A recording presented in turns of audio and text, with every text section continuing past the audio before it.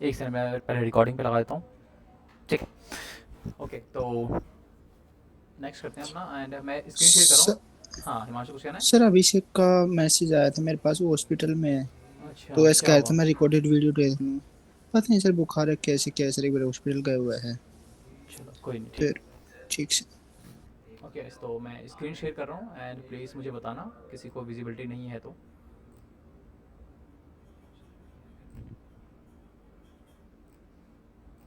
Okay, सबको दिख रहा है स्क्रीन? हाँ सर। ठीक है। अच्छा, तो ये मैंने कल क्वेश्चन दिए थे, होप सब आप लोगों ने सबने कर लिया होगा। ठीक है। हाँ सर, हो तो गया।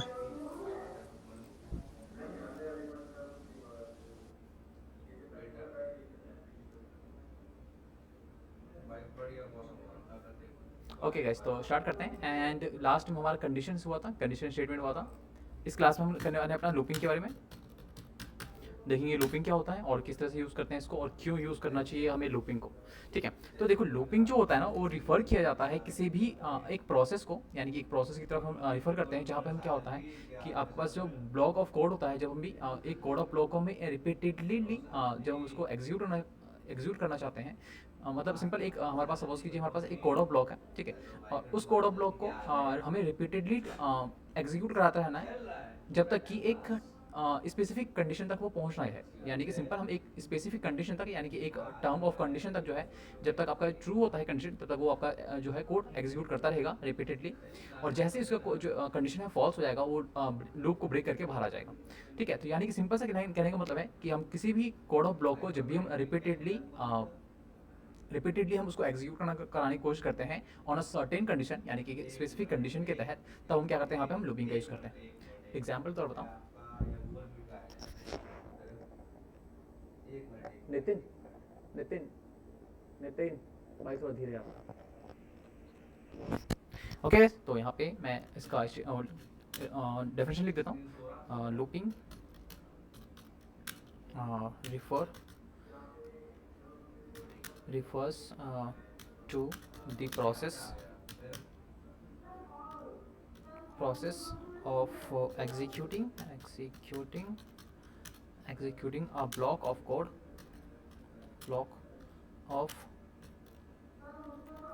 uh, repeatedly repeatedly uh, repeatedly तो वैल होता है, सॉरी नहीं, सिंग वैल होता है। ठीक है। Repeatedly based on certain condition.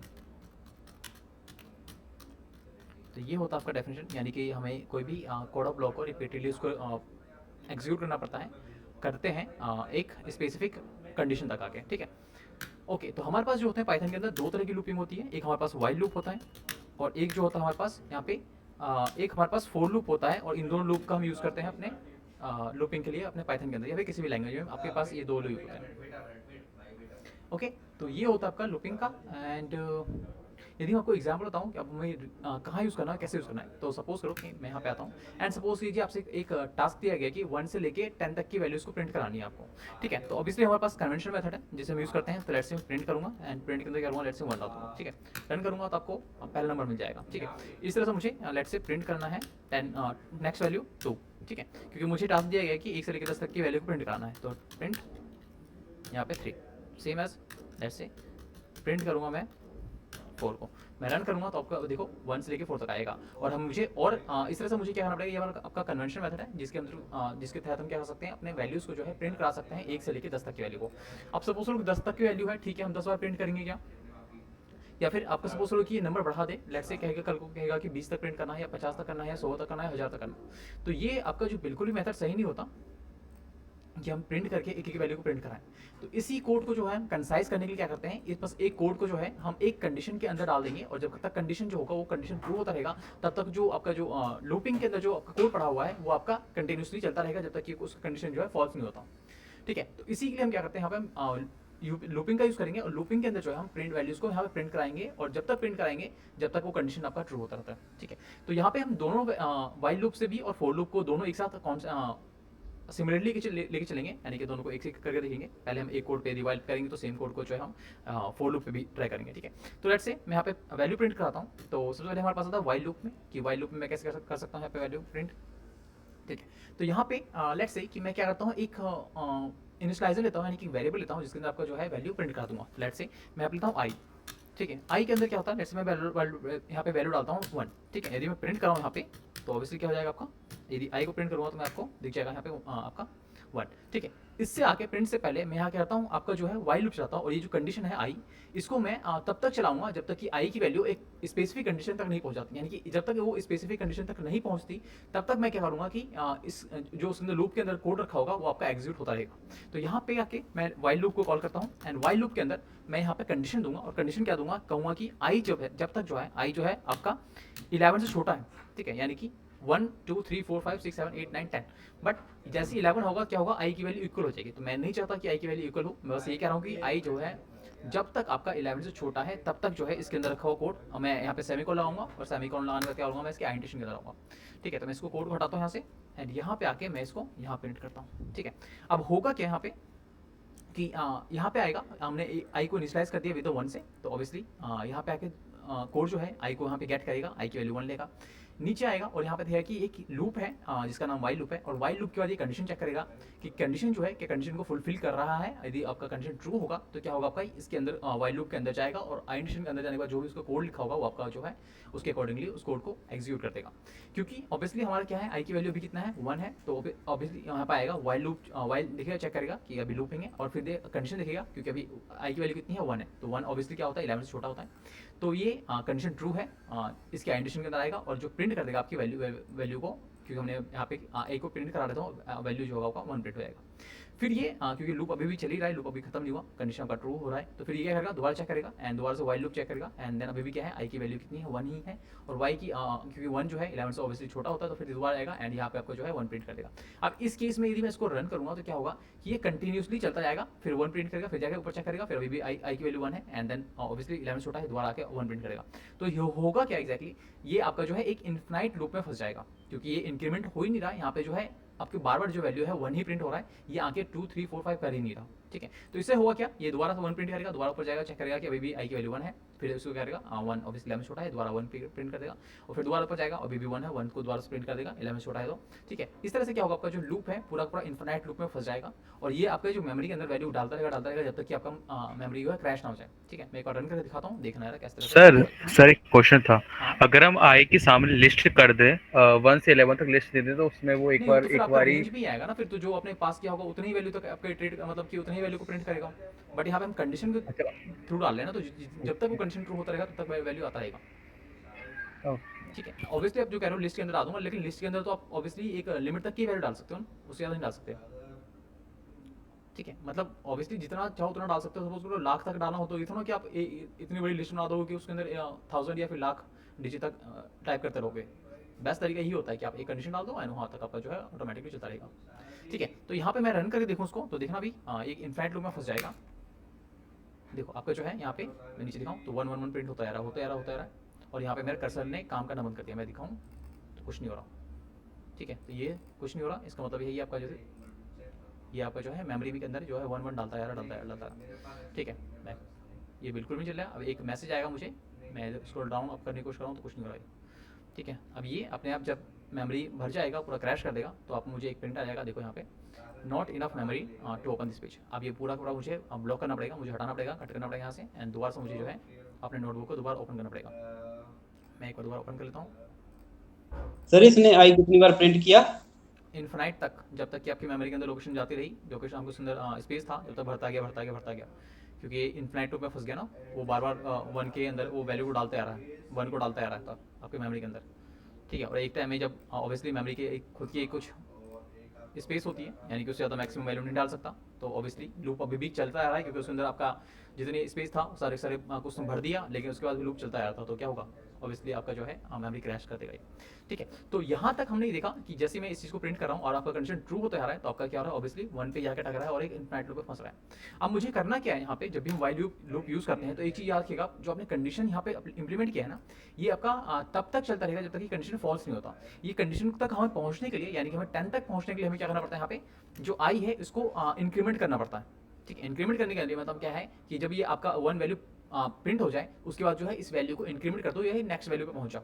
वो हम कैसे करेंगे, वो हम करेंगे यहाँ पे, मैं क्या करूँगा आई के अंदर प्लस कर दूंगा 1, ठीक है। तो इससे क्या होगा, आपकी जो प्रीवियस वैल्यू थी यहाँ पे 1, अब क्या होगा जब 1 वैल्यू प्रिंट हो जाएगा उसके बाद ये इंक्रीमेंट होगा, तो आई की वैल्यू क्या होगा यहाँ पे आपका जो है इंक्रीमेंट होकर आपका 1 + 1 2 हो जाएगा, और इस वैल्यू को जो है मैं दोबारा से क्या करूँगा आई नाम के वेरिएबल में ही दोबारा शो कर दूंगा, ठीक है। तो अब करेगा क्या, यहाँ पे आएगा आई की वैल्यू 1 लेगा, वो फिर कंडीशन चेक करेगा कि 1 जो है अभी 11 छोटा है तो क्या करेगा इस वैल्यू को प्रिंट कर देगा 1 प्रिंट करने के बाद आपका क्या करेगा नेक्स्ट कोड ऑफ ब्लॉक में जाएगा, और नेक्स्ट कोड ऑफ ब्लॉक में देखेगा कि आई के अंदर जो है यानी कि इसी सेम वेरिएबल को उसने उठाया है और इसके अंदर जो है जो पुरानी वैल्यू थे उसके अंदर इसने एक और ऐड कर दिया, तो यहाँ पे 1 था और 1 + 1 कितना हो जाएगा 2, तो अब ये हो जाएगा 2 को उठा के क्या कर दिया इसने सेम वेरिएबल में डाल दिया है, तो यहाँ पे आपकी वैल्यू कितनी रहेगी आपकी 2, ठीक है। फिर दोबारा नीचे आएगा, अभी भी आई की वैल्यू कितनी है 2 है, 11 छोटा है तो क्या करेगा इसको 2 प्रिंट करेगा एंड देन उसके बाद क्या करेगा 2 + 1 3 कर देगा, इंक्रीमेंट कर देगा, ठीक है। फिर यहाँ पे वैल्यू होगी 3, फिर दोबारा चेक करेगा कि आई की वैल्यू कितनी है अभी 3 है, 11 छोटा है तो ऑब्वियसली उस वैल्यू को प्रिंट करना है, तो यानी कि आपको प्रिंट करेगा 3 करने के बाद फिर से दोबारा से उसको इंक्रीमेंट करेगा, और ऐसे ही कर करके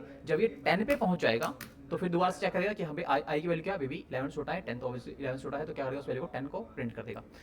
10 को प्रिंट करने के बाद क्या करेगा ये 10 को दोबारा से इंक्रीमेंट कर देगा, यानी कि 10 + 1 11 कर देगा, और यहाँ पे जैसे ही 11 होगा और फिर ये आके नीचे चेक करेगा कि भाई 11 जो है आई की वैल्यू जो है 11 है और 11 जो है 11 से छोटा नहीं होता बल्कि इक्वल होता है, तो यहाँ पे आपका कंडीशन आपका क्या होता है फॉल्स हो जाता है। जैसे ही कंडीशन फॉल्स होगा ये क्या करेगा लूप के अंदर जाएगा ही नहीं, यहीं पे लूप को ब्रेक करके जो है नेक्स्ट कोड ऑफ ब्लॉक में, यानी कि लूप को इग्नोर करके आपका जो नेक्स्ट कोड ऑफ ब्लॉक है उसको आपका वहाँ पर पहुँच जाएगा, बट इस लूप को जो है यहीं पे कंडीशन खत्म कर देगा, ठीक है। और इस तरह से क्या होगा आपका एक वैल्यू करके प्रिंट हो रहा है तो आपका 1 से लेकर 10 तक की वैल्यू प्रिंट हो जाएगी। तो मैं इसको चला के दिखाता हूँ, मैं 1 कर दिया दोबारा से, मैं इसको रन करता हूँ तो देखो 1 2 3 4 5 6 7 8 9 10, जैसे इसकी वैल्यू 10 हुई, जैसे इसकी वैल्यू 11 हुई तो क्या हुआ आपका कंडीशन यहाँ पे फॉल्स हो गया, और जैसे ही फॉल्स हो गया तो क्या हुआ आपका लूप के अंदर दोबारा गया ही नहीं, कंडीशन जैसे चेक किया कंडीशन फॉल्स है तो ये लूप के अंदर जाता ही नहीं, और लूप को ही ब्रेक करके जो है जितनी वैल्यू थी इसके अंदर वो ला के आपको उसने प्रिंट कर दिया, ठीक है। तो इस तरह से हमने देखा कि हम किस तरह से, ठीक है, इस तरह से हम प्रिंट कर सकते हैं वाइल लूप के थ्रू, ठीक है। किसी को कोई कन्फ्यूजन है, सवाल किसी का? नहीं सर, मज़ा आया करने में, मैं साथ में ही कर रहा हूँ आपके, क्या प्रवेश? मैं साथ में ही कर रहा हूँ आपके, so अच्छा। कोई इशू नहीं है। ओके सब सही। ठीक है, बाकी के क्लियर है सबको? Yes sir. ठीक है, ओके गाइस, तो आगे बढ़ते हैं एंड इसी को जो है मैं क्या करता हूँ फोर लूप में लेता हूँ। देखो फोर लूप ना थोड़ा अलग काम करता है, ठीक है। यहाँ पे क्या होता है देखो वाइल लूप में याद रखिएगा जब भी आप वाइल लूप यूज़ करें तो ऑब्वियसली आपको एक इनिशियलाइजर लेना पड़ेगा, ठीक है। वेरिएबल लेके उसको इनिशियलाइज करना पड़ेगा कि कहाँ से स्टार्ट होने वाला है, ठीक है। तो आपका जो वैल्यू है ऑब्वियसली 1 से स्टार्ट होने वाला है क्योंकि हमने इनिशियलाइज को 1 कर दिया, क्योंकि ऑब्वियसली यही वैल्यू लेके आपको प्रिंट करने वाला है। प्रिंट फंक्शन पहले आ रहा है, इंक्रीमेंट होने होगा नहीं पहले, बाद में पहले प्रिंट होगा देन इंक्रीमेंट हो रहा है आपकी वैल्यू, ठीक है। तो उसके बाद हमें कंडीशन देना पड़ेगा, वाइल लूप पे हमें कंडीशन देना पड़ता है, और कंडीशन के बाद जो है इस कंडीशन तक पहुंचने के लिए हमें ये इंक्रीमेंट करना पड़ता है। तो ये 3 चीज स्टेप बहुत जरूरी होता है जब भी आप वाइल लूप का यूज़ करते हो। एक आपका इनिशियलाइजर, दूसरा आपका कंडीशन, और तीसरा आपका इंक्रीमेंट। इस इंक्रीमेंट उस कंडीशन तक पहुंचने के लिए, ठीक है। तो ये होता है एंड हमारे पास क्या होता है एक फॉर लूप होता है। फॉर लूप के अंदर हमें ना तो इंक्रीमेंट करने की जरूरत पड़ती है, ना हमें इनिशियलाइज करने की जरूरत पड़ती है, और ना ही तो हमें जो है उसको कंडीशन डालने की जरूरत पड़ती है। फॉर लूप जो है बाय डिफॉल्ट जो होता है वो आपका जो इटरेटर यहाँ पे होता है इटरेटर, और इटरेटर क्या करता है जो भी आप वैल्यू पास करते हो उसके अंदर रखा हुआ हर एक एलिमेंट को जो है बाय डिफॉल्ट उसको रीड करता रहता है। इवन आपका जो रीड करने का तरीका होता है उसका वो आपका जीरो इंडेक्सिंग से रीड करना स्टार्ट करता है, ठीक है। तो इसी वजह से क्या करना पड़ता है हमें बस हमें एक वैल्यू पास कर देना पड़ता है फॉर लूप में, और वो जो लूप और जो इटरेटर होता है फॉर लूप के पास वो इटरेट करता है हर एक वैल्यू को starting with zero indexing. Zero indexing से आपको स्टार्ट करेगा, और जो भी उसके इंडेक्सिंग पे लास्ट पे होगा वो हर एक वैल्यू को क्या करेगा एक एक करके रीड करेगा, एंड उसके अकॉर्डिंगली जो भी आपने ऑपरेशन दिया होगा उसको वो आपका परफॉर्म करेगा। तो यहाँ पे लेट्स से मैं क्या करता हूँ 1 से लेके 10 तक की वैल्यू को ना स्टोर कर लेता हूँ पहले किसी वैल्यू उसके अंदर एक लूप के अंदर, ठीक है। तो यहाँ पे हमारे पास एक रेंज फंक्शन होता है RANGE। रेंज फंक्शन के अंदर ना हम किसी भी वैल्यू को स्टार्ट कर सकते हैं और कहाँ तक एंड कर सकते हैं उसको रेंज देते हैं, उसके बीच की वैल्यू को पूरा पूरा शो करता है, ठीक है। तो यहाँ पे हमारा होता है स्टार्ट, ठीक है, कॉमा, और यहाँ पे होता है हमारा एंड, ठीक है, एंड। इसमें क्या होता है, एंड जो होता है ऑब्वियसली जो भी एंड दोगे तो उससे एक कम ही लेगा, क्योंकि एंड की वैल्यू ऑब्वियसली एक जीरो से स्टार्ट होता है तो एक इंक्रीमेंट ज़्यादा होता है, तो जो भी आप पास करते हो उससे एक कम ही वैल्यू लेगा ये, ठीक है। तो यहाँ पे हमें देना पड़ेगा, लेट्स से मैं सपोज करता हूँ कि यहाँ पे देता हूँ 1 और यहाँ पे देता हूँ 11, तो करेगा क्या, 1 से स्टार्ट करेगा और 11 तो नहीं 10 तक की वैल्यू को पूरा का पूरा स्टोर कर रख देगा इस रेंज फंक्शन के अंदर, ठीक है। तो मैं वही करने वाला हूँ, लेट्स से मैं वहाँ पर पास करता हूँ 1 और यहाँ पे आके मैं इसको जो एंड में वैल्यू डालता हूँ 11। अब होगा क्या, इसके पास जो रेंज फंक्शन के अंदर जो वैल्यू स्टोर होगा वो होगा आपका 1 2 3 4 5 6 7 8 9 और आपका 10, क्योंकि 11 जो होता है ऑब्वियसली जो एंड वैल्यू होती है वो एक कम ली जाती है, तो आपका अब यहाँ पे रेंज फंक्शन के पास कितनी वैल्यू है, 1 से लेकर 10 तक की वैल्यू सारी स्टोर है इसके बीच में। अब इस रेंज फंक्शन को क्या करता हूँ मैं, लेट्स से एक नम नाम के वेरिएबल में स्टोर करता हूँ, ठीक है। अब नम नाम के वेरिएबल में क्या है आपका 1 से लेकर 10 तक की वैल्यू स्टोर है। अब यहाँ पे आता हूँ एंड यहाँ पे हम फॉर लूप यूज़ करेंगे। फॉर लूप का जो सिंटैक्स होता है, पहला आप 4 कीवर्ड लिखते हो, देन आपका जो आई होता है इसे हम इटरेटर कहते हैं, इसका नाम आप कुछ भी दे सकते हो, बट आई जो होता है क्योंकि इटरेटर जो होता है आई से स्टार्ट होता है, इसी वजह से यूजुअली जो है इसको आई ही लिया आता है। आप चाहो तो ए लिख सकते हो, बी लिख सकते हो, डजेंट मैटर क्या ले लो।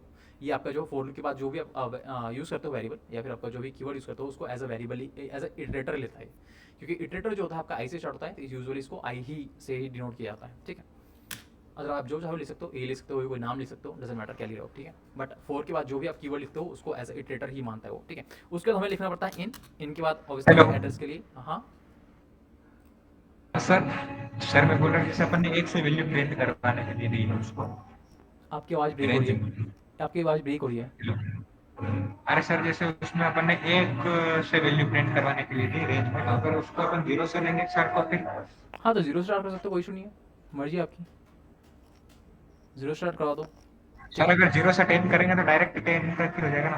नहीं नहीं, इंडेक्सिंग तो आपका बाय डिफॉल्ट ये जीरो से ही स्टार्ट करेगा, क्योंकि इटरेटर जो है ना इंडेक्सिंग जीरो से स्टार्ट करता है। मैंने यहाँ पे वैल्यू 1 दिया है तो इसलिए आपका 1 से स्टार्ट होगा, ठीक है। आप जीरो देना चाहो तो जीरो से स्टार्ट करेगा, जीरो से लेके आपका फिर 9 तक जाएगा, क्योंकि जीरो भी आपका इंक्लूड हो जाता है नंबर में, तो 10 नंबर आपका स्टार्ट होगा, 2 से लेके सॉरी 0 से लेके फिर 10 तक जाएगा आपका। फिलहाल मैं इसको करके दिखाता हूँ, ठीक है। उसके बाद हमारे पास इटरेटर के पास हमारे पास इन कीवर्ड होता है, इन कीवर्ड का हमारे पास क्या करते हैं, यहाँ पे हम एड्रेस देंगे या फिर आपका जो वैल्यू होता है वो पास करोगे आप, ठीक है। तो इनके बाद मैं क्या करता हूँ, यहाँ पे वैल्यू पास करता हूँ और वैल्यू जो हमारा नाम के वैल्यू में छोड़ देता है, मैं डायरेक्ट नम को कॉल करूँगा। देन उसके बाद क्या करूँगा, मैं सेमीकोलन लगाऊंगा और उसके आइडेंटिफिकेशन के अंदर जाऊँगा।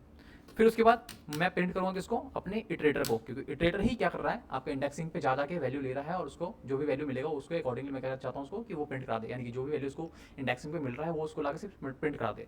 तो यहाँ पे मैं आई को प्रिंट कर रहा हूँ। अब ये करेगा क्या, जो यहाँ पे जो आपका लूप है ना, ये लूप का जो इटरेटर होता है फॉर लूप में, ये क्या करता है आपका हमने जो भी वैल्यू देते हैं उसके अंदर जाता ही उसके पास अंदर जा उसके पास जाके उसके अंदर जाके ये क्या करता है, क्या उसके हर एक एलिमेंट को गेट करता है। और ये एलिमेंट को गेट करने का जो तरीका होता है नहीं, ये बिल्कुल स्टार्ट से शुरू करेगा और आपका बिल्कुल एंड तक जाएगा, यानी कि ये आपका जीरो इंडेक्सिंग स्टार्ट करेगा और जो भी इसकी इंडेक्सिंग पे लास्ट इंडेक्सिंग पार्ट होगा वो हर एक वैल्यू को एक एक करके गेट करेगा।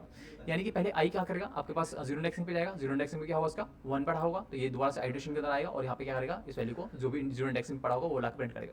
देन अभी भी लूप खत्म नहीं हुआ क्योंकि इसके पास वैल्यू बहुत सारी पड़ी हुई है, तो दोबारा क्या करेगा, आई जो है दोबारा से इटरेट करना स्टार्ट करेगा और जीरो इंडेक्सिंग पे गया था लास्ट टाइम में, अब कहाँ जाएगा, इंडेक्सिंग 1 पे जाएगा। इंडेक्सिंग 1 पे क्या होगा, जो भी वैल्यू होगा उसके अकॉर्डिंगली क्या करेगा, वैल्यू को प्रिंट कर देगा, तो वैल्यू 2 हो जाएगा। देन ये 3 पे जाएगा, यानी कि नेक्स्ट इंडेक्सिंग पे जाएगा, वैल्यू को प्रिंट कर देगा। नेक्स्ट इंडेक्सिंग पे जाएगा, जो भी वैल्यू मिलेगा उसको प्रिंट कर देगा। नेक्स्ट पे आएगा 5 पे, 6 पे, 7 पे, 8 पे, 9 पे, 10 पे, ठीक है। क्योंकि 10 के बाद ये जान सकता है क्योंकि यहाँ पे क्या होगा, नेक्स्ट कोई इसके पास इंडेक्सिंग नहीं रखा हुआ, तो आपका जो भी वैल्यू होगा यहाँ तक का लाके आपको एक एक करके लाके आपको वैल्यू को प्रिंट कर देगा। यानी कि हम यहाँ पे प्रिंट करा रहे हैं, प्रिंट करा रहे हैं, बट आप जो चाहो आप ऑपरेशन परफॉर्म करवा सकते हो यहाँ पे, ठीक है। मैं इसको रन करता हूँ तो देखिएगा 1 से लेकर 10 तक की वैल्यू प्रिंट कर दिया इसने। यदि मैं आपको दिखाऊँ कि एक करके कर कैसा रहा है, तो लेट्स से मैं यहाँ पे ना एक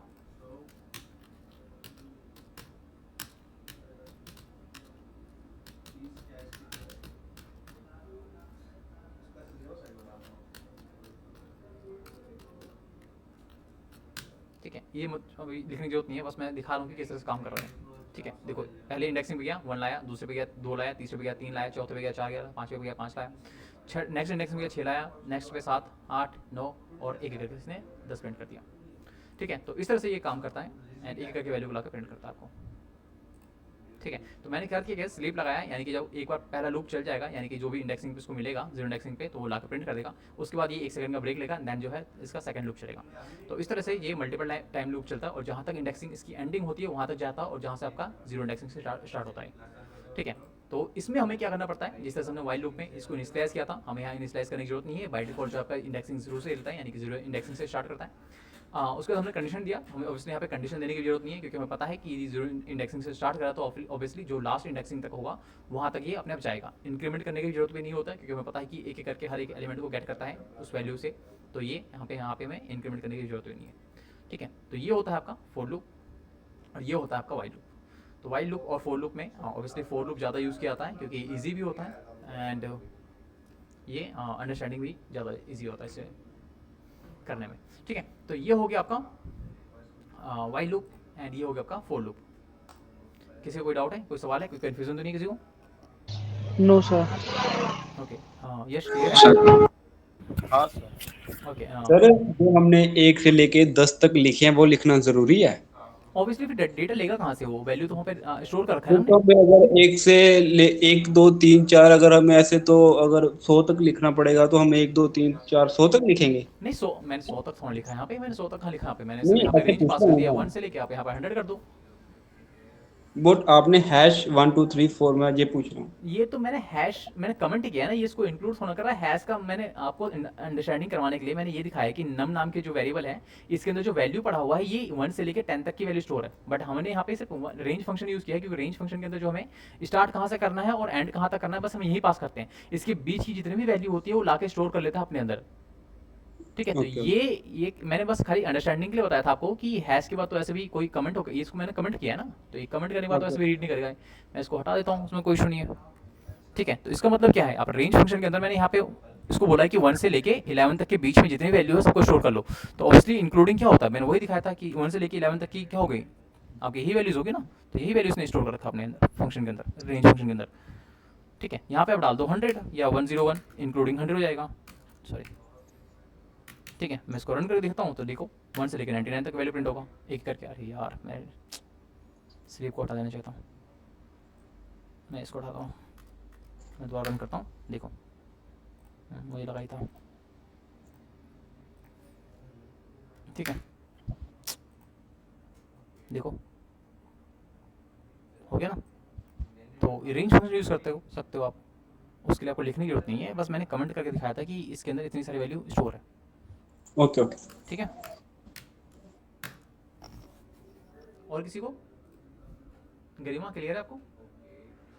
नागेश, राहुल?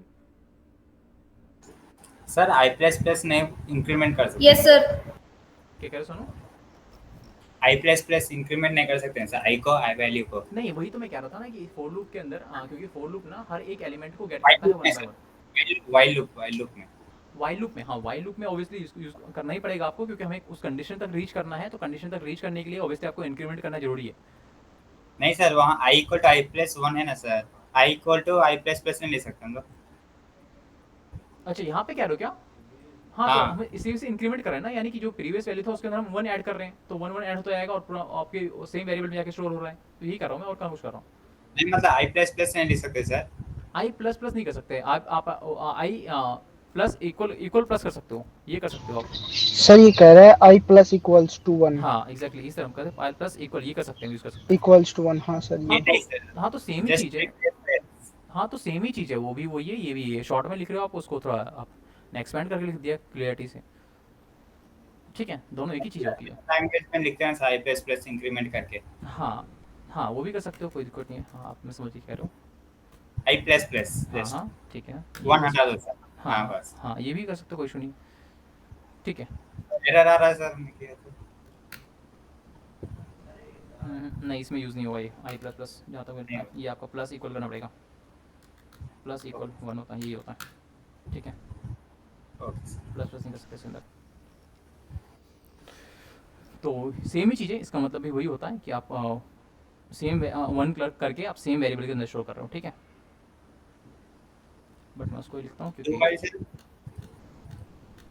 ठीक, क्योंकि बेसिक इस तरह से दिखाता है। आप नहीं कर रखा होगा तो आपने कर रखा होगा तो आपको आइडिया होगा कि 1 प्लस करते हैं, आप कर सकते हो, कोई इशू नहीं। बट यहाँ पे जो है मैं सेम ही करूँगा क्योंकि कुछ नए स्टूडेंट है ना, उनको बताना चाहिए कि हो क्या रहा है, डायरेक्ट कोड इतना शॉर्ट नहीं कर सकता मैं। ओके, तो ये होता है आपका वाइल लूप और आपका फोर लूप का बेसिक कॉन्सेप्ट कि किस तरह दोनों काम करते हैं और किस तरह दोनों का सिंटैक्स होता है। ठीक है, तो यहाँ पे आपका फोर लूप हो गया, ये आपका वाइल लूप हो गया। ओके, तो कोई किसी कन्फ्यूजन तो और तो नहीं है? निकल से पहले? No sir. ओके तो आगे बढ़ते हैं एंड यहाँ पे हमारे पास कुछ स्टेटमेंट्स होते हैं जिसका हम यूज़ करेंगे सिग्नल लूपिंग के अंदर। एक हमारा होता है ब्रेक स्टेटमेंट, ठीक है। ब्रेक स्टेटमेंट क्या करता है वो देखते हैं। तो ब्रेक को यहाँ पे मैं वाइल लूप में कॉल करता हूँ इसको, ठीक है। मैं इसको यहाँ पे कॉपी करता हूँ, यहाँ पेस्ट करता हूँ और यहाँ पे प्रिंट कराने के बाद ना मैं क्या करता हूँ यहाँ पे सिंपल यहाँ पे कंडीशन लिखता हूँ कि if I equal to let's say 6 है तो क्या करता हूँ वहाँ पे ब्रेक करता हूँ, ठीक है। और यदि आई की वैल्यू 6 नहीं है तो उसको इंक्रीमेंट कर दो या तो उससे पहले ब्रेक कर दो। अब होगा क्या देखना, मैं इसको रन करता हूँ तो देखो 1 2 3 4 5 6 आएगा, उसके बाद वैल्यू जो है नहीं आई, ठीक है। अब हुआ क्या है, देखो ब्रेक जो स्टेटमेंट होता है ये क्या करता है, किसी एक स्पेसिफिक जब भी हम कंडीशन डालते हैं तो जैसे उस कंडीशन तक पहुंच जाता है, उस कंडीशन पे आ जाता है तो क्या करता है वहाँ पे आपका जो है लूप को क्या करता है ब्रेक करता है और लूप को ब्रेक करके बाहर आ जाता है, यानी कि उससे आगे लूप को बढ़ने नहीं देता, ठीक है। जैसे ही कंडीशन आपका y की वैल्यू 6 हुई तो इसने क्या किया 6 को इसने यही ब्रेक कर दिया और आगे जो वैल्यू थी, जो भी नेक्स्ट वैल्यू थी 7 8 9 10 उसको यहाँ तक आगे तक ये जाने नहीं देता, कंडीशन को आगे तक बढ़ने नहीं देता और वहीं पे क्या करता है लूप को ब्रेक करके बाहर आ जाता है, ठीक है। तो ब्रेक जो होता है स्टेटमेंट होता है, हम इसको क्या कर सकते हैं लूप को हम स्टॉप कर सकते हैं एक किसी भी स्पेसिफिक कंडीशन तक पहुंचते ही, ठीक है। तो मैं यहाँ पे एक डेफिनेशन देता हूँ, we can stop the loop even if the while condition is true, ठीक है। देखो हुआ क्या है, देखो अभी 6 पे अभी क्या हुआ आपका ब्रेक हो गया, बाहर आ गया, जबकि अभी आपका कंडीशन अभी भी ट्रू है, यानी कि नेक्स्ट वैल्यू क्या करेगा 6 के अंदर 7 ऐड करेगा तो ऑब्वियसली क्या आपका कंडीशन अभी भी ट्रू है, 7 ऑब्वियसली 11 छोटा है तो उसको प्रिंट करना चाहिए, बट ये क्या करता है जैसे ही आपका 6 पे पहुंचा इसने ब्रेक कर दिया और आगे आने वाले लूप को भी, आगे आने वाले कंडीशन को इसने चेक नहीं किया, वहीं पे इसने क्या कर दिया ब्रेक करके लूप से बाहर लेके आ गया, ठीक है। तो लूप को ब्रेक जो स्टेटमेंट होता है ये हम तभी यूज करते हैं जब हम किसी स्पेसिफिक पॉइंट पे पहुंच जाते हैं और हम नहीं चाहते कि उस पॉइंट से जो है आगे ये लूप कंटिन्यूसली फॉर्म में रहे, यानी कि सिर्फ स्पेसिफिक एक स्पेसिफिक पॉइंट पे आने के बाद ये ब्रेक वहीं जो आपका लूप वाइल है वहीं पे ब्रेक हो जाए और उससे आगे ये आपका जो है कंडीशन चाहे हो या ना हो डजंट मैटर, उससे आगे लूप कंटिन्यू ना रहे, इसलिए हम यहाँ पे ब्रेक लूप का यूज़ करते हैं, ठीक है। कोई कंफ्यूजन? अब हुआ क्या है देखो, जब आई की वैल्यू यहाँ पे 1 थी तो ऑब्वियसली यहाँ पे 1 चेक किया इसने, 11 पे आया, ऑब्वियसली 11 छोटा है तो क्या करेगा ये 1 की वैल्यू प्रिंट करेगा, फिर ये क्या करेगा कंडीशन आएगा उसके पास, कंडीशन चेक करेगा कि आई की वैल्यू क्या 6 है तो अभी आई की वैल्यू 6 नहीं है 1 है, तो क्या करेगा इसको ब्रेक नहीं करेगा बल्कि उसको क्या करेगा इंक्रीमेंट करेगा, तो आई 1 + 1 2 हो जाएगा और अभी आई की वैल्यू कितनी है 2 हो जाएगा, फिर दोबारा कंडीशन चेक करेगा अभी 2 क्या है 11 छोटा है तो वैल्यू प्रिंट करेगा 2, तो आपका 2 यहाँ पे मिल जाएगा, फिर यहाँ पे देखेगा कि आई की वैल्यू 6 है नहीं है तो उसको लूप को ब्रेक नहीं करना, इसकी वैल्यू को इंक्रीमेंट कर देना है, तो 2 + 1 3 ऑब्वियसली 11 छोटा है तो प्रिंट करेगा 3, ठीक है। अगेन 3 जो है फिर कंडीशन चेक करेगा कि आई की वैल्यू क्या 6 है तो नहीं 3 6 नहीं होता तो ब्रेक नहीं करेगा, उसको इंक्रीमेंट कर देगा 4 कर देगा, 5 करेगा और जैसे ही क्या करेगा यहाँ पे 5 करने के बाद क्या करेगा यहाँ पे वैल्यू 6 होगी, लेट्स से यहाँ पे वैल्यू 6 हो जाएगी तो क्या करेगा ऑब्वियसली अभी कंडीशन क्या है आपका आई की वैल्यू 6 है, आपका कंडीशन क्या है छोटा है, ऑब्वियसली यहाँ पे वैल्यू करेगा प्रिंट 6 को, तो भाई फिर दोबारा कंडीशन क्या करेगा कि आई की वैल्यू क्या 6 है तो हाँ भाई 6 है, तो जैसे 6 होगा उसको क्या करना ब्रेक कर देना है, इसको इंक्रीमेंट नहीं करना, तो यहीं पे इसने ब्रेक कर दिया और उसको इंक्रीमेंट किया ही नहीं इसने, जब लूप यहीं ब्रेक हो गया तो आगे कंडीशन इसका आगे एग्जीक्यूट ही नहीं हो पा रहा, यहीं पे ब्रेक होकर करके क्या हुआ लूप से बाहर आ गया और लूप से बाहर आ गया तो अभी भी कंडीशन जबकि ट्रू है तब भी क्या हुआ ये नेक्स्ट कंडीशन को चेक ही नहीं कर रहा, लूप को यहीं ब्रेक करके आगे के पॉइंट पे आगे कंडीशन को चेक ही नहीं कर रहा और ये बाहर आ गया, ठीक है। तो ये होता है आपका ब्रेक स्टेटमेंट, ठीक है। सेम इसको मैं लूप फॉर लूप में यदि यूज करूं, लेट्स से मैं इसको कॉपी कर लेता हूं, ठीक है, और यहाँ पे आके मैं पेस्ट करता हूँ और यहाँ पे मैं क्या करता हूँ यहाँ पे प्रिंट करने से पहले ना कंडीशन लगाता हूँ, ठीक है। मैं इफ आई इक्वल टू 6 और यदि 6 है तो यहाँ पे ब्रेक करता हूँ, ठीक है। अभी क्या रहेगा अभी यहाँ पे देखना 6 इंक्लूड हुआ है ना, क्योंकि मैं 6 से पहले ही इसको प्रिंट करा रहा हूँ तो ऑब्वियसली यहाँ पे 6 होगा तो 6 पहले प्रिंट करेगा फिर चेक करेगा, बट यहाँ पे मैंने क्या किया यहाँ पे मैं पहले चेक करा रहा हूँ कि आई की वैल्यू 6 है तो 6 प्रिंट भी नहीं होगा, यहाँ तक सिर्फ 5 तक ही प्रिंट होगा, रन करता हूँ इसको तो देखो 1 2 3 5 हुआ क्या है, ऑब्वियसली आई की वैल्यू वहाँ पे गई 1 पे तो उसने ऑब्वियसली आई की वैल्यू 6 नहीं है तो उसको प्रिंट कर दिया, नेक्स्ट 2 पे जाएगी आई की वैल्यू 6 नहीं है तो प्रिंट करेगा नेक्स्ट 3 पे जाएगा, आई की वैल्यू 6 नहीं है तो ब्रेक नहीं करना, इसको प्रिंट करना। आई की वैल्यू 4 पे जाएगा तो ऑब्वियसली क्या होगा, आई की वैल्यू 4 6 नहीं है तो ब्रेक नहीं करना, इसको प्रिंट करना। आई की वैल्यू कहाँ पे 5 पे है तो ऑब्वियसली क्या है, आई की वैल्यू 5 नहीं है तो अभी भी ब्रेक नहीं करना, इसको प्रिंट करना। अब आई की वैल्यू कहाँ पे है 6 पे है, तो यहाँ पे कंडीशन यहीं पे ट्रू हो जाती है तो आगे बढ़ने का तो कोई सवाल ही नहीं है। आपका लूप ब्रेक ही करके आपको बाहर आ गया तो आगे कंडीशन से चेक ही नहीं किया, आगे कोड ऑफ ब्लॉक पे गया ही नहीं। इसी वजह से यहाँ पे क्या होगा 5 आया, और प्रीवियसली में क्या करता प्रिंट पहले कर रहे थे और कंडीशन बाद में चेक कर रहे थे। इसी वजह से आपको देखा 6 दिख रहा है। यदि मैं इसी को मैं प्रिंट को क्या करूँ, मैं यहाँ से उठा के यहाँ पे रख दूँ, अब यहाँ पे भी 5 तक ही आएगा, 6 नहीं आएगा। ठीक है, तो ये आप कर सकते हो कि कब डालना है प्रिंट, आपको आप पे डिपेंड करता है कि पहले डालना चाहते हो कि नहीं डालना चाहते हो। ठीक है, तो ये होता है आपका ब्रेक स्टेटमेंट, जहाँ पे एक स्पेसिफिक पॉइंट पे पहुंचने के बाद क्या करता है वो ब्रेक, आपका जो लूप है वही ब्रेक हो जाता है और लूप ब्रेक होकर बाहर आ जाता है। नेक्स्ट ब्रेक कंडीशन ट्रू की ना हो तो वो आगे वो लूप में आगे जाता ही नहीं, कंटिन्यूटी फॉर्म में रहता ही नहीं है, ब्रेक करके वहीं पे आपका जो लूप है लूप से बाहर आ जाता है। ठीक है, तो ये आपका होता है ब्रेक स्टेटमेंट। कोई कन्फ्यूजन है किसी को ब्रेक स्टेटमेंट तो पूछ सकता है। No sir. सबको clear? No sir. Okay guys, ठीक। तो ये हो गया आपका ब्रेक स्टेटमेंट। एंड नेक्स्ट हमारा आता है एक स्टेटमेंट और था हमारे पास जिसको हम कहते हैं कंटिन्यूस स्टेटमेंट। ठीक है, कंटिन्यूस स्टेटमेंट क्या होता है, देखो ब्रेक स्टेटमेंट में और कंटिन्यूस स्टेटमेंट में एक फ़र्क है। जब भी हम ब्रेक स्टेटमेंट को यूज़ करते हैं ना और आपका कंडीशन ट्रू हो जाता है, यानी कि आप एक स्पेसिफिक पॉइंट पे पहुंच जाते हो तो लूप वहीं ब्रेक हो जाता है और उससे आगे आपका भले ही कंडीशन ट्रू क्यों ना हो वो आगे जाता ही नहीं, लूप को वहीं ब्रेक करके आपका बाहर आ जाता है। बट जब हम कंटिन्यूस स्टेटमेंट का यूज़ करते हैं ना तो वहाँ पे क्या होता है कि जिस स्पेसिफिक पॉइंट पे वो ट्रू हो रहा है, कंडीशन ट्रू हो रहा है, जिस स्पेसिफिक पॉइंट पे पहुंचा है सिर्फ उसी को ही ब्रेक करेगा, ना उसके आगे के ना उसके पीछे को वो कुछ भी मतलब उसको इंटरप्ट नहीं करेगा। सिंपली कहने का मतलब है जब भी हम कंटिन्यूस स्टेटमेंट डालते हैं तो कंटिन्यूस स्टेटमेंट क्या करता है उस स्पेसिफिक पॉइंट को आपको जो है ब्रेक करेगा और कंडीशन यदि ट्रू है तो आगे वो लूप को चलता रहेगा, कंटिन्यूटी फॉर्म में रखेगा। बट ब्रेक में क्या करता है वहीं पे ब्रेक करके आपका लूप को बाहर आ जाता है, बट ये लूप के बाहर नहीं आएगा जब तक कि आपका कंडीशन फॉल्स नहीं होता। इस चीज़ को ध्यान रखिएगा। ठीक है, कंटिन्यूस स्टेटमेंट में जब तक आपका कंडीशन सही है तब तक चलता रहेगा। यदि आपका कंटिन्यूस स्टेटमेंट यूज़ किया आपने तो उस स्पेसिफिक पॉइंट को जो है, इस स्पेसिफिक डेटा को जो है आपका स्किप करेगा, यानी कि आपका ब्रेक करेगा। बट यदि कंडीशन ट्रू है तो लूप जो है चलता रहेगा। बट ब्रेक केस में क्या होता है आपका लूप वहीं पे ब्रेक होकर बाहर आ जाता है, आगे कंडीशन ट्रू भी हो तब भी आपका लूप नहीं चलता। ठीक है, तो यहाँ पे मैं इसको यूज़ करता हूँ, लेट्स से कॉपी कर लेते हैं, वाइल लूप है ना, वाइल लूप। ठीक है, तो यहाँ पे मैं प्रिंट करता हूँ और यहाँ पे ना मुझे ना सबसे पहले करना पड़ेगा, यहाँ पे इंक्रीमेंट पहले करना पड़ता है स्टेटमेंट। तो यहाँ पर मैं पहले इंक्रीमेंट करता हूँ। ठीक है, और वाइल मैं चाहता हूँ कि वैल्यू 1 से स्टार्ट हो तो मैं इसको 0 कर दूँगा ताकि इंक्रीमेंट हो। एंड देन यहाँ पे आने के बाद मैं कहता हूँ इसको बस खाली कंटिन्यू करना है, कंटिन्यू, दैट्स इट। ठीक है, अब होगा क्या, पहले यहाँ वैल्यू इंक्रीमेंट होगी, पहले चेक करेगा, कंडीशन चेक होगा और कंडीशन चेक होने के बाद क्या होगा, यदि वैल्यू सेम है तो उसको कंटिन्यू करेगा, यानी कि सिर्फ उस स्पेसिफिक डेटा को जो है इसके ब्रेक करेगा। एंड यदि उसके बाद कंडीशन चलता है तो अभी आगे चलता रहेगा, और जब तक कंडीशन आपका फॉल्स नहीं होता तब तक वो लूप चलता रहेगा सिर्फ उस स्पेसिफिक डेटा को छोड़ के। ठीक है, मैं रन करता हूँ इसको तो देखना 1 2 3 4 और आपका 5 दिखेगा बट 6 नहीं दिखेगा, 7 8 9 10 11। अब ये ऑब्वियसली चलता तो रहेगा 11 तक। ठीक है, तो बस यहाँ पे क्या होगा, जैसे हमने कंडीशन दिया ना इफ आई इक्वल टू 6, इसको कंटिन्यू करना है, यानी कि सिर्फ इस स्पेसिफिक कंडीशन को क्या करेगा, ब्रेक करेगा।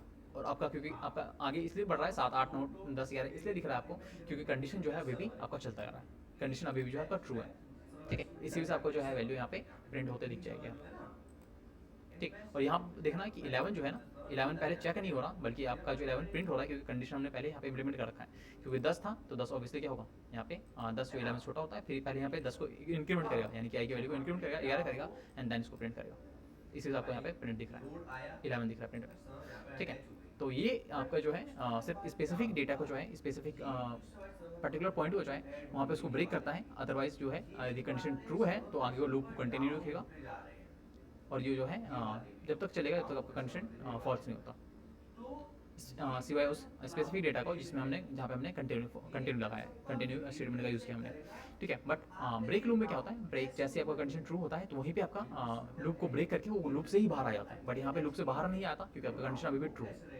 ठीक, तो ये फ़र्क होता है ब्रेक में और स्टेटमेंट में। तो यहाँ पे मैं लिख भी देता हूँ कंटिन्यू क्या करता है। ओके, तो यहाँ पे हम we can stop the current. ठीक है, करंट इटरेटर या फिर we can say data data point and क्या कहता है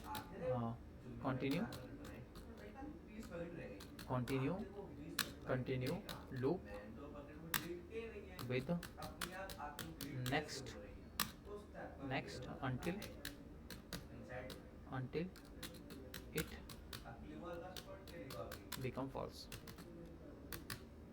ओके, तो आपका लूप तब तक चलता रहेगा तब ऑब्वियसली कंडीशन आपका ट्रू है तब तक आपका जो है लूप चलता रहेगा, बट इस स्पेसिफिक डेटा को ब्रेक करके आपका जो आगे बढ़ जाएगा वो।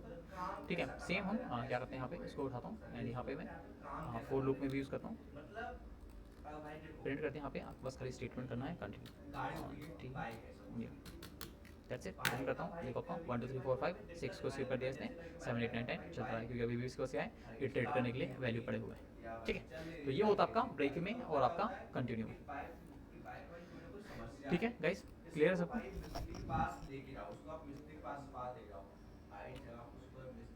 Yes sir. Sir continue function को प्रिंट के नीचे करके दिखाने के बाद कंटिन्यू को मैं प्रिंट के नीचे कराऊँ, हाँ सर। उससे क्या होगा, आपका पहले वैल्यू प्रिंट होगा देन आपका कंडीशन आएगा। वाइल में कह रहे हो कि फोर में कह रहे हो? इसमें ये 4 वाले में फोर वाले में ना, पहले वैल्यू प्रिंट करेगा देन कंडीशन चेक करेगा, और क्या।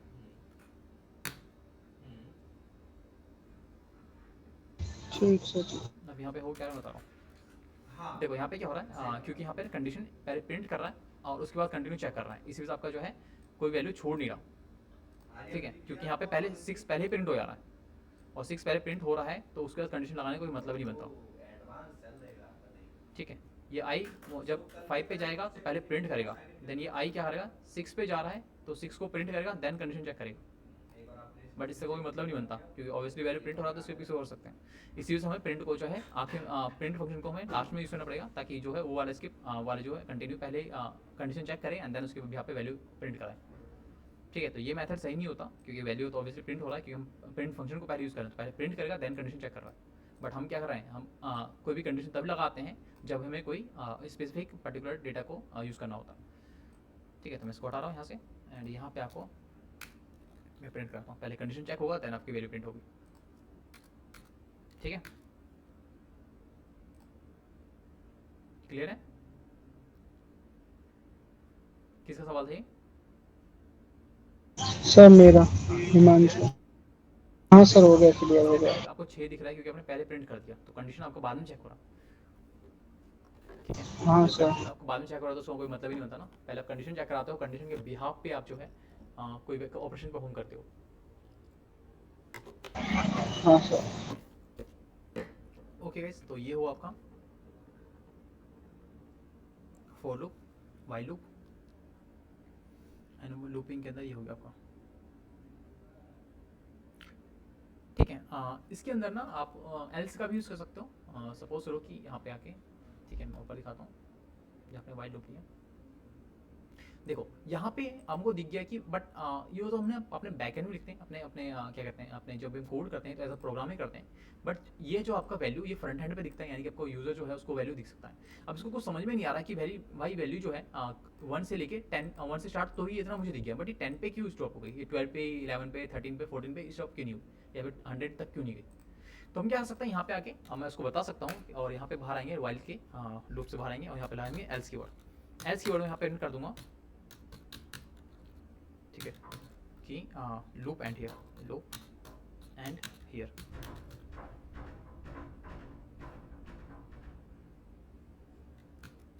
ठीक है, सर एल्स कीवर्ड करता क्या मेरे को पता नहीं है। क्या यश? एल्स कीवर्ड करता क्या है? कुछ नहीं, सेम वही चीज जहाँ पे खत्म हो गया ना इफ एल्स की तरह, एल्स जो है ना आपका बाय डिफॉल्ट जहाँ आपका ये ऑपरेशन खत्म हो जाएगा देन जो है एग्जैक्टली बताएगा कि एग्जैक्टली हुआ क्या है और यहाँ पे जो है एंड क्यों हुआ। तो मैं उसको बस प्रिंट करा रहा हूँ वैल्यू को कि यहाँ पे लूप एंड हो गया। Okay sir. ठीक है, ये इफ एल्स की तरह ही होता है। एल्स स्टेटमेंट जो होता है ना, एल्स की जो यूज़ हम वाइल लूप में या फिर लूप में इसलिए करते हैं जहाँ पे इसलिए ताकि जो जब भी कंडीशन आपका फॉल्स हो जाए ना तो फॉल्स के बाद एग्जैक्टली क्या होगा वो आपका एल्स पार्ट हैंडल करेगा। पर आता तो ये भी सर लूपिंग में ही है क्या? हाँ, ये मतलब लूप जो है यूज कर सकते हैं, इसलिए मैं बता रहा हूँ वही तो बता रहा हूँ आपको कि एल्स जो लूप में यूज करने का मेन मकसद ये होता है कि कंडीशन आपका जब ट्रू नहीं होता उसके बाद आपका एल्स पार्ट चलता है। यानी कि ऑब्वियसली 11 तक क्या होगा, 10 तक तो चलेगा, बट जैसे नेक्स्ट का हो 11 पे आते ही कंडीशन आपका क्या होगा, फॉल्स आएगा। तो जैसे ही कंडीशन फॉल्स होएगा ना, तो आपको एल्स पार्ट का आपका रन कर जाएगा। जब तक आपका वाइल का या फिर आपका लूप का कंडीशन ट्रू रहेगा तब तक आपका कोड चलेगा। बट जैसे ही जिस स्टेज पे आके, जिस पॉइंट पे आपका आके आपका कंडीशन फॉल्स हो जाता है, तो फॉल्स होने के बाद आपका रुकेगा नहीं, बल्कि आपका जो है एल्स वाला पार्ट आपका रन करेगा। ठीक है, तो एल्स पार्ट यानी कि एल्स जो है, एल्स कीवर्ड का जो भी कोड लिखते हैं हम, ये आपका तभी रन करेगा जब आपका जो है कंडीशन जहाँ पे आके आपका फॉल्स हो जाता है। समझ आया? क्लियर सबको? एल्स पार्ट आपका तब रन करेगा जब आपका जिस पॉइंट पे या फिर जिस स्पेसिफिक डेटा पे आने के बाद आपका जो है कंडीशन आपका फॉल्स हो जाता है, उस जब फॉल्स होता ही आपका क्या होगा, एल्स वाला पार्ट चलेगा। तो फॉल्स को हैंडल करने के लिए हम यहाँ पे एल्स का यूज करते हैं लूपिंग में। Okay sir. ओके, ठीक है हिमांशु? हाँ सर। ठीक है, तो मैं इसको रन करता हूँ, तो देखना 1 से लेकर 10 तक चला, लेकिन 10 के बाद क्या हुआ, आपका जो है लूप ये कंडीशन फॉल्स हो जाएगा। तो जैसे ही फॉल्स हो जाएगा तो आपका एल्स वाला पार्ट चलेगा। ठीक है, एल्स वाला पार्ट आपका तब तक नहीं चल सकता जब तक कि आपका कंडीशन ट्रू है, बट जैसे ही फॉल्स होता है तो आपका एल्स वाला पार्ट चल जाएगा। इसी वजह से हम एल्स का यूज करते हैं यहाँ पे। होप कि सबको क्लियर होगा।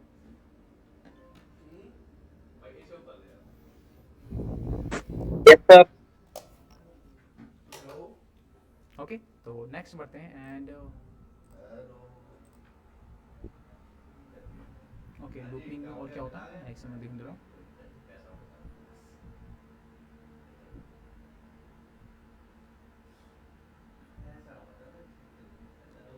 ओके, ब्रेक स्टेट में हो गया, कंटिन्यू स्टेट में हो गया, एंड इसके तहत मैंने रेंज फंक्शन में बता दिया है लूपिंग में, फाइल लूप में। ठीक है, एल्स भी बता दिया मैंने कि एल्स हम क्यों यूज़ करते हैं लूपिंग में। जैसे हमारा कंडीशन फॉल्स होता है तो उसको हैंडल करने के लिए एल्स का यूज़ करते हैं। ओके, तो नेक्स्ट हमारा आता है, लेट्स से कि हम हमारे यहाँ आता है नेस्टेड लूप।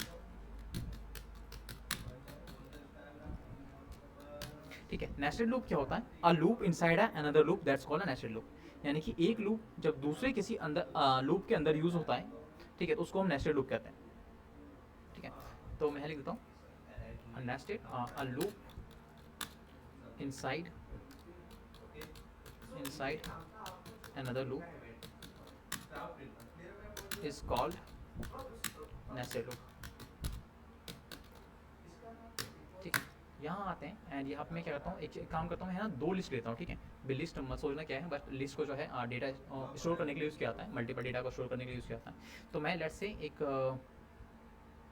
ए नाम का वेरिएबल लेता हूँ, इसके अंदर मैं क्या करता हूँ, लिस्ट क्रिएट करता हूँ, और इसके अंदर लेट्स से मैं कुछ कैरेक्टर पास करता हूँ। ठीक है, 3 लेता हूँ। ठीक है, और 3 के अंदर ना मैं कुछ स्ट्रिंग कैरेक्टर पास करता हूँ, let's say A B and यहाँ पे आपका आ जाएगा सी। बाहर आता हूँ एंड लेट्स से एक और वेरिएबल लेता हूँ, इसका नाम देता हूँ मैं लेट्स से एन, और एन के अंदर भी क्या करता हूँ, मैं वैल्यू स्टोर करता हूँ लिस्ट के अंदर ही। ठीक है, तो 1 2 3। ठीक है, अब यहाँ पे क्या होगा, यहाँ पे मैं पहले वाले के लिए एक लूप यूज़ करूँगा, इटरेटर यूज़ करूँगा, और सेकंड वाले के लिए एक लूप यूज़ करूँगा। ठीक है, बट ये सेकंड वाला जो लूप है ये हो जाएगा आपके पहले वाले लूप के अंदर, और उसके यहाँ पे आपका जो है हम वैल्यू प्रिंट कराएंगे। तो देखो होगा क्या, मैं पहले वाले के लिए 4i, ठीक है, इटरेटर इन कहाँ पे, ए पे। ठीक है, ये लूप हो गया। अब मैं यहाँ आता हूँ, यहाँ पे एक और लूप लेता हूँ 4, और यहाँ पे मैं लिखता हूँ लेट्स से जे। जे क्या करेगा आपका, जे इज अ इटरेटर। देखो आई जो है ना, ये वाला आई पहला वाला जो लूप है, पहले वाले का जो आई इटरेटर है, ये आपका एक लिए इसके लिए वैल्यू के लिए इटरेटर के लिए यूज़ किया गया, बट क्योंकि मैं 2 आई नहीं ले सकता, मैं नेमिंग ऑब्वियसली चेंज करना पड़ेगा। तो यहाँ पे जो है मैं एक और इस लूप के अंदर आने के बाद मैं एक और लूप यूज़ कर रहा हूँ, और लूप के अंदर जो ये वाला जे है, ये इटरेटर जो है आपका एन के अंदर, इसके लिए आपका इटरेटर के लिए यूज़ किया रहा है। तो इन यहाँ पे मैं करता हूँ एन। ठीक है, यहाँ पे आता हूँ और यहाँ पे वैल्यू आके प्रिंट करता हूँ, और प्रिंट में डालता हूँ लेट्स से मैं आई कॉमा जे, जो कि इटरेटर है। आई वाला जो है आपका ए वैल्यू को इटरेट कर रहा है, और जे वाला जो है आपका ये सेकंड वाली लिस्ट को इटरेट कर रहा है। मैं इसको रन करता हूँ तो देखना होगा क्या।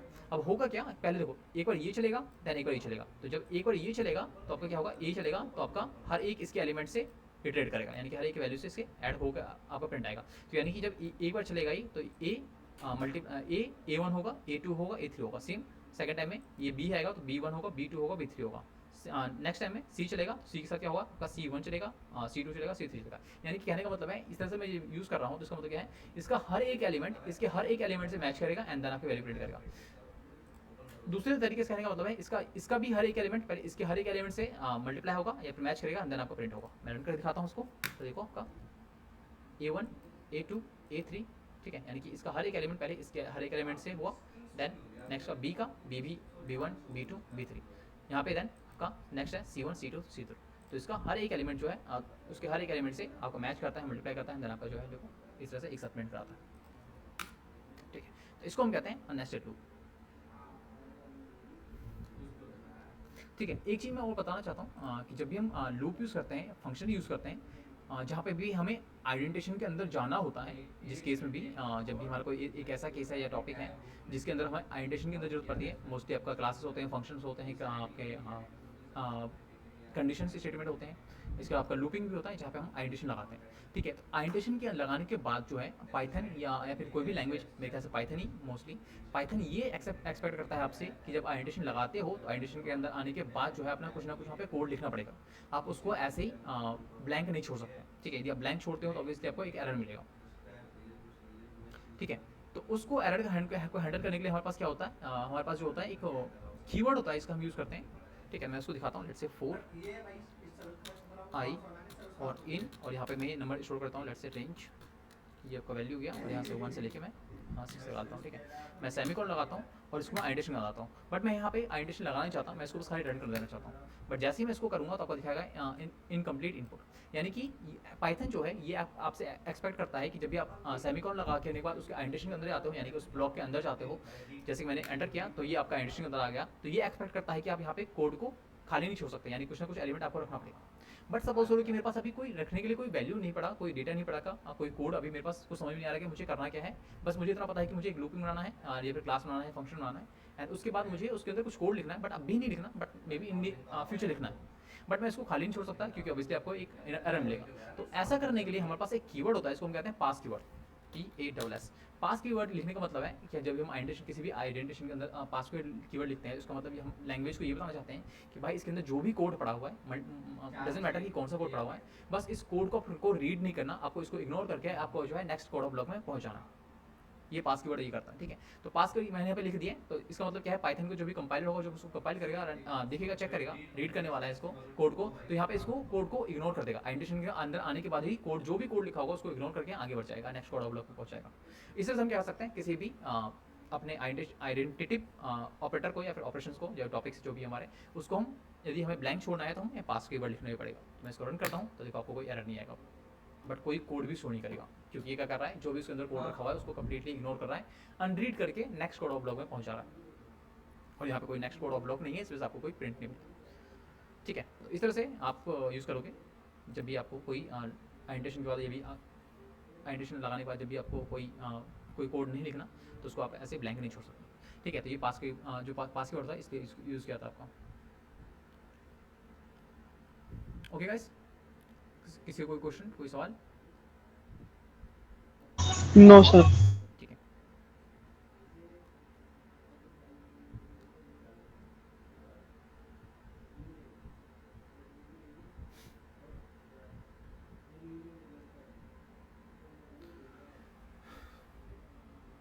ओके। तो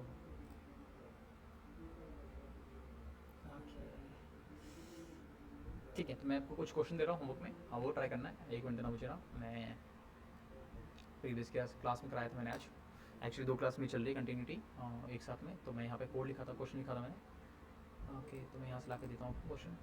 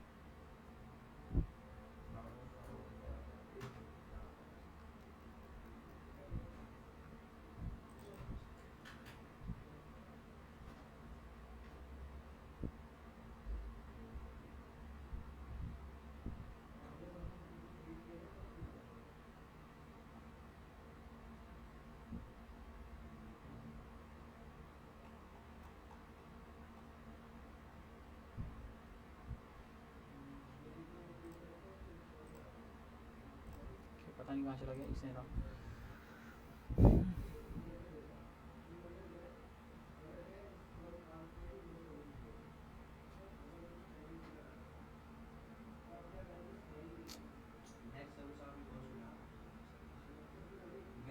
एक समय क्वेश्चन लेके आता हूँ।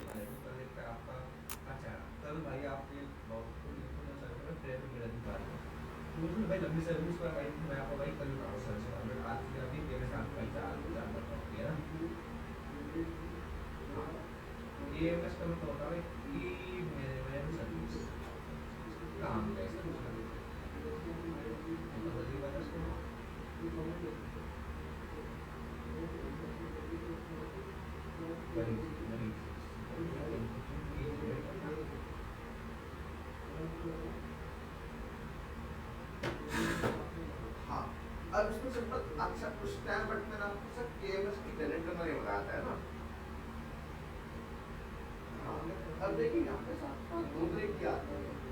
एक तो सिंपल यहाँ पर एडल फाइल की बनाता है, सेकंड आता है कस्टमर अपनी की बनाता है। तो मैं समझा भाई हम तो इसके भाई इंटर है कि अगर आपको कि आपको नहीं चाहिए तो कोई दिक्कत नहीं, आप सब की बना लीजिए आप अपने कस्टमर की, है ना। सो सिंपल यहाँ पे आप क्रिएट कीजिएगा ना, क्रिएट। अब आप लोगों ने अगर कौन से पढ़ी हो तो मैंने आपको दो लिख दिया। अब वो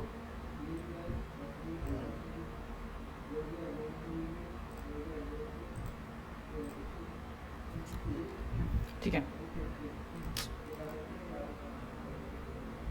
हाँ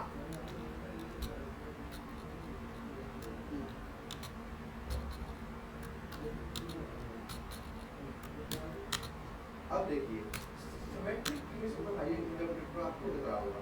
सेकंड आपका आ रहा है जनरेटेड विद वेरीफाइड मैप, यानी कि मतलब मैं तो मैप आपका मैं बेटा हुआ आपका, है ना। इसे तो जब तक की जनरेट होगी ना तो आप तो ये कुछ क्वेश्चंस हैं, आपने ट्राई करना है इसको। देखो करना क्या है, पहले क्वेश्चन कह रहा है कि एक प्रोग्राम लिखना है जिसमें से आपको जो है यूजर से टेम्परेचर लोगे। सर आपकी साउंड नहीं आ रही। सॉरी गाइस, ठीक है। तो ये आपके क्वेश्चंस हैं जहाँ पे आप करोगे क्या कि आपका पहला क्वेश्चन ये कह रहा है कि आपको एक प्रोग्राम लिखना है। प्रोग्राम में क्या करना है, टेम्परेचर लेना है वाटर का।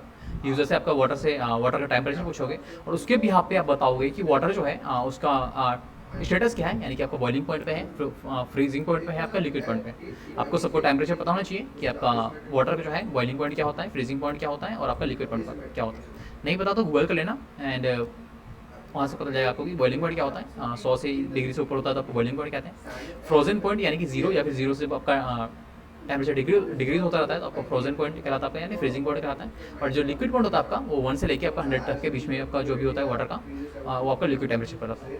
ठीक है। सेकंड क्वेश्चन कह रहा है कि हमें एक सेम प्रोग्राम करना है जिसमें से आपका जो नंबर लोगे आप टेक अ नंबर, एक नंबर लेना है यूजर से और उसके बिहाफ पे आपको प्रिंट कराना है हेलो पाइथन, प्रिंट कराना है hello Python if the number is 3 digit number. ठीक है, यानी कि सिंपली आपको जो है यूजर से आपको नंबर लोगे और नंबर में यदि वो भी कोई भी नंबर डालता है, लेट्स से डजंट मैटर कौन सा नंबर डालता है वो, बट यदि नंबर जो है 3 डिजिट नंबर हुआ यानी कि 3 संख्याओं वाला आपका अंक है तो आपको उस केस में प्रिंट कराना है कि हेलो पाइथन। अदरवाइज आपको कुछ भी अदर प्रिंट करा देना है कि यस, बस दैट्स इट। जो भी आपको प्रिंट कराना है सेकेंडरी आप वो प्रिंट कर सकते हो, बट वो आपका जो नंबर है 3 प्रिंट ही होना चाहिए, यानी कि 3 डिजिट नंबर ही होना चाहिए। 3 डिजिट नंबर आपको पता होना चाहिए क्या होता है, जिसके अंदर 3 डिजिट ऑब्वियसली होते हैं, बट नंबर कौन कौन से कहलाते हैं, ये नहीं कि 0 1 2 आपका ये 3 डिजिट नंबर नहीं कहलाएगा। ठीक है, ये आपका नंबर्स हैं बट 3 डिजिट नंबर नहीं। ठीक है, 3 डिजिट नंबर होते हैं आपके 100 से लेके 99 999 के बीच में, तो इसे हम 3 डिजिट नंबर कहते हैं। ठीक है। ठीक है। यदि इनमें से कोई वैल्यू डालता है तो आपको प्रिंट कराना है हेलो पाइथन, अदरवाइज जो है जो चाहो उसके अलावा प्रिंट करा सकते हो। सेम एज ही थर्ड क्वेश्चन क्या रहा है कि आपको वही यूजर से जो है आईडी और पासवर्ड लेना है, और यदि आईडी जो है मेल आईडी आपका ये है और पासवर्ड आपका ये है, यदि ये मैच कर जाता है तभी आपको क्या है उसको दिखाना है कि लॉगिन सक्सेसफुली, अदरवाइज दिखाना है उसको इनवैलिड पासवर्ड या फिर आईडी। ठीक है, यानी कि आपका आईडी और पासवर्ड सेम मैच करना चाहिए, तभी उसको दिखा सकते हो कि हाँ भाई लॉगिन सक्सेसफुली, अदरवाइज जो है इनकरेक्ट आईडी पासवर्ड कर देना कुछ। ठीक है, तीसरा क्या रहा है, सॉरी नेक्स्ट क्वेश्चन क्या रहा है, फोर्थ क्वेश्चन क्या रहा है कि हमें एक 2 नंबर लेना है, यानी कि यूजर से हमें 2 नंबर लेना है इस टाइम में, और नंबर लेने के बाद जो है हमें ये बताना है कि जो पहले लेट्स से कि हम एक नंबर लेते हैं जिसको हम ए नाम के वेरिएबल में शो करते हैं, एक दूसरा नंबर लेते हैं जिसको हम बी नाम के वेरिएबल में शो करते हैं, और उसके बाद हमें ये बताना है कि ए के अंदर जो वैल्यू आया हुआ है, यानी कि जो डेटा हुआ है, नंबर आया हुआ है, क्या वो बी के अंदर रखे हुए वैल्यू का स्क्वायर रूट है कि नहीं। सिंपल। ठीक है, यानी कि ए के अंदर आपका सपोज करो कि 2 वैल्यू रखा हुआ है और आपका बी के अंदर जो है लेट्स से हम कहते हैं 4 वैल्यू रखा हुआ है, तो हम क्या ये कह सकते हैं कि ए के अंदर जो वैल्यू रखा हुआ है या नंबर रखा हुआ है क्या वो बी का स्क्वायर रूट है कि नहीं। ठीक है, यदि है तो ऑब्वियसली प्रिंट करा दो, है नहीं है तो दिखा दो कि this is not a square root of B. ठीक है, फिफ्थ क्वेश्चन कहता है कि राइट अ प्रोग्राम करना है जिसमें आपको मैथ, इंग्लिश और साइंस के मार्क्स लेने हैं, किससे, स्टूडेंट्स के लेने हैं, और उसके बिहाफ पे आपको बताना है कि स्टूडेंट पास है कि फेल है। क्राइटेरिया है जो है pass for passing marks of the all subject should be the 33%। ठीक है, यानी कि आपका जो क्राइटेरिया है, जैसे हम सीबीएसई में जानते हैं कि 33% का ही आपका जो है पासिंग होता है, तो वही आपको चेक करना है कि तीनों सब्जेक्ट को मिला के 33% मार्क्स हो रहा है, 33% से अबव है या फिर 33% है तो स्टूडेंट पास है। ठीक है, और हर एक सब्जेक्ट का जो मैक्सिमम मार्क्स है वो आपका 100 मार्क्स होना चाहिए। ठीक है, यानी टोटल आपका बनेगा 300 में से 33% जो भी होता है आप कैलकुलेट करोगे, एंड उसके बिहाफ पे आप total marks math, English, science का कैलकुलेट करके बताओगे कि पास है कि फेल है। ठीक है, तो ये 5 क्वेश्चन है, आपको होमवर्क में ट्राई करना है। होप कि सबको क्वेश्चन में कोई डाउट नहीं होगा। ठीक है, क्लियर है। यदि कुछ पॉइंट्स हैं, कोई डाउट्स है, कोई क्वेश्चन है तो पूछ लो फटाफट से आप।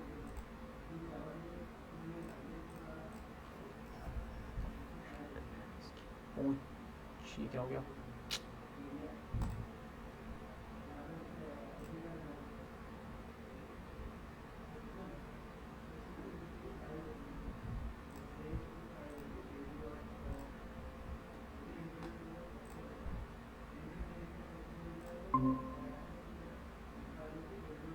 ठीक है,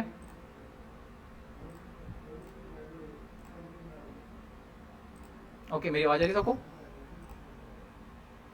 हाँ सर। ओके, हाँ बाय मिस्टेक लेफ्ट हो गया था। ठीक है, तो ये क्वेश्चन है आपके। कोई क्वेश्चन है, कोई डाउट है, कोई कंफ्यूजन है तो फटाफट से पूछ लो। No sir. सबको क्लियर है। जी सर। ओके गाइस, तो ठीक है, फिर क्लास को यहीं एंड करते हैं। कोई डाउट, कोई क्वेश्चन नहीं है तो ठीक है, तो मैं होप कि कल आप लोग सारे क्वेश्चन कर लोगे।